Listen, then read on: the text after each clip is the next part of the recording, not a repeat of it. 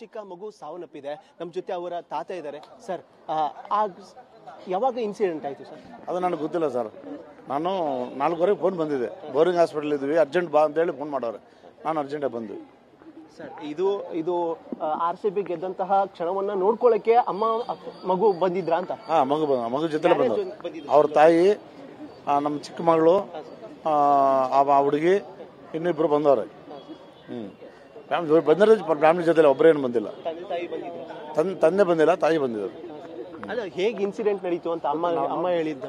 ಅಲ್ಲಿ ಇನ್ನೂ ಅವ್ರು ಹೇಳಿಲ್ಲ ಸರ್. ಚಿಕ್ಕ ಮಗಳು ಫೋನ್ ಮಾಡಿ ಹೇಳೋರೆ, ಈ ಥರ ಗೇಟಲ್ಲಿ ತುಳಿದ್ಬಿಟ್ಟವ್ರೆ ಕಾಲಲ್ಲಿ, ಹಾಸ್ಪಿಟಲ್ಗೆ ಬಂದಿದ್ವಿ, ಹಾಸ್ಪಿಟ್ಲಿಗೆ ಬಂದ್ವಿ ಅಂತ ಹೇಳಿದ್ರೆ ನಾವು ಬಂದ್ವಿ. ಬಂದ ವರ್ಷ ದಾರಿಯಲ್ಲಿ ಏನಾಗಿದೆ ಗೊತ್ತಿಲ್ಲ ಸರ್.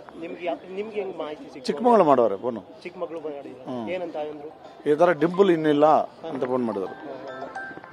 ಭೀಕರ ಕಾಲ್ ತುಳಿತಕ್ಕೆ ಏನು 14 ವರ್ಷದ ಮಗು ಸಾವನ್ನಪ್ಪಿದೆ. ಅವರ ಕುಟುಂಬಸ್ಥರ ಆಕ್ರಂದನ ಮುಗಿಲು ಮುಟ್ಟಿದೆ. ಅವ್ರ ಪಕ್ಕದಲ್ಲಿ ಅವ್ರ ತಾಯಿ ಅಳ್ತಾ ಇದ್ದಾರೆ, ಆ ಕಡೆ ಕುಂತ ತಂದೆ ಅಳ್ತಾ ಇದ್ದಾರೆ. ಮಾತಾಡೋದಕ್ಕೂ ಅವ್ರಿಗೆ ಆಗ್ತಾ ಇಲ್ಲ. ಸನ್ನಿವೇಶ ಪರಿಸ್ಥಿತಿ ತುಂಬಾ ಗಂಭೀರವಾಗಿದೆ. ತಮ್ಮ ಮಗುವನ್ನ ಕಳೆದುಕೊಂಡು ಅವರು ರೋಧಿಸುತ್ತಿದ್ದಾರೆ.